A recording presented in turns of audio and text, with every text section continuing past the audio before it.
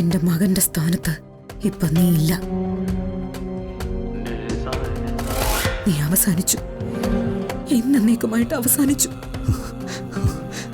അങ്ങനെ പറയില്ലമ്മേ, പ്ലീസ് അമ്മേ. ചെയ്ത തെറ്റിനുള്ള ശിക്ഷ നീ അനുഭവിക്കണോടാ.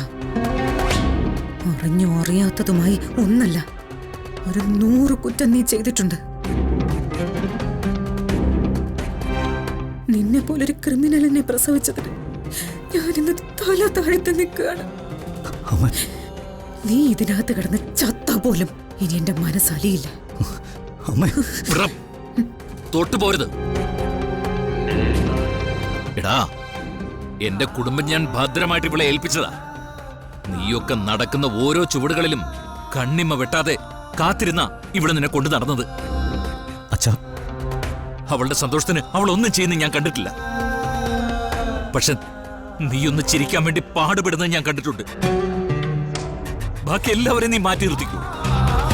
സ്വന്തം അമ്മയോട് നീ നീതി കാണിച്ചിട്ടുണ്ടോ? പറ. സുജാതെ പോലും കൊല്ലാൻ നീ കത്തിയെടുത്തില്ലടാ. അമ്മയ്ക്ക് നേരെ കത്തിയോങ്ങിയ ഒരു മകന് ഏത് നീതിപീഠത്തിൽ നടാ രക്ഷപ്പെടാൻ സാധിക്കുക? സുജാത പറഞ്ഞതൊക്കെ സത്യം. ഇങ്ങനൊരു മകൻ ഞങ്ങൾക്കില്ലാന്ന് തീരുമാനിച്ചിട്ട് തന്നെയാ SSR വിളിച്ചപ്പോ ഞങ്ങൾ ഇങ്ങോട്ട് കയറി വന്നത്. ആശ്വസിപ്പിക്കാനോ താലോലിക്കാനോ ഒന്നല്ല. നിയമം തരുന്ന ഏറ്റവും വലിയ ശിക്ഷ നിനക്ക് ലഭിച്ചിരിക്കണമെന്ന് പറയാനാ. അറിയണം നീ, അഴികൾക്കുള്ളിൽ കിടന്ന് കരയണം നീ. കുടുംബം എന്താണ്, കുടുംബ ബന്ധം എന്താണെന്ന് നിന്റെ കണ്ണീരിലൂടെ ബാക്കിയുള്ള ലോകം കൂടി കാണണം.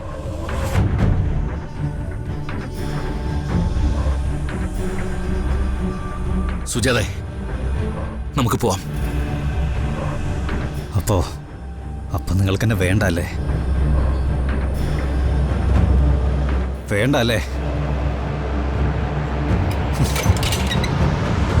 നിങ്ങളെന്നെ കൊണ്ടുപോകില്ലല്ലേ? നിയമം ജീവനെ ഒന്നും ചെയ്യില്ല. 5 or 10 വർഷം അഴികൾക്കുള്ളിൽ അടച്ചിട്ടാലും ജീവൻ വരും.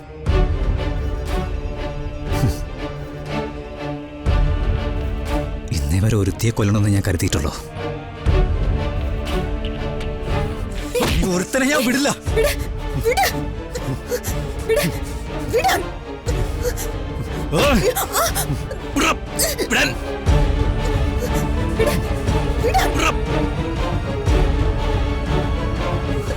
എല്ലാത്തിനെയും കൊല്ലും ഞാൻ.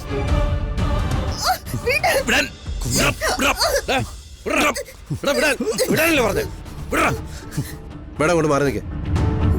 സാർ അങ്ങോട്ട് ഇരിക്കേ. ചെല്ലേ, ഇതിൻ്റെ ഉള്ളിൽ നിന്റെ അഭ്യാസം ഒന്നും വേണ്ട. മാറിക്കണം അങ്ങോട്ട്. സ്റ്റേഷനിലാണോ നിന്റെ അഭ്യാസം? അടങ്ങി കിടക്കണം അവിടെ. മര്യാദക്ക് കിടന്നോണം, അല്ലെങ്കിൽ നീ വിവരം അറിയും. പറഞ്ഞേക്കാം.